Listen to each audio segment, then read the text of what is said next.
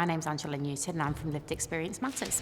For me, it's around the insight and the expertise and the wisdom that sits with people if they live through particular circumstances or in particular situations. I don't think it's valued enough in society. I don't think it's valued enough by systems. I don't think it's valued enough by services.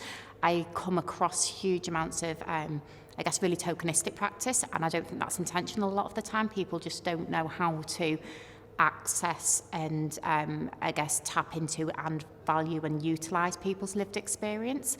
For me, it's very different to telling a story that, telling a story about where you've been and where you've come from and where you've got to is really, really powerful.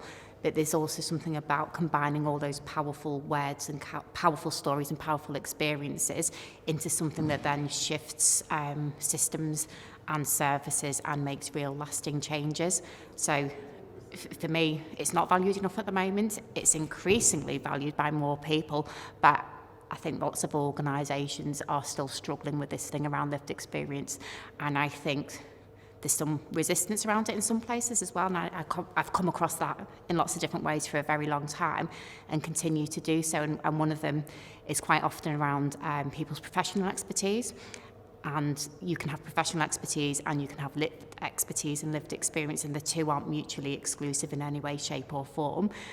So wanting to, help people make the connections between those things as well, but you can't possibly, I don't think organisations can possibly deliver any kind of support service or social support services, whatever the context is, without really having an in-depth understanding about the people's lives who are using those services or not using those services because they aren't good enough, so you can't get the best possible stuff in place without making the time to seek out and listen to people's experiences of life and then utilising that to make it better.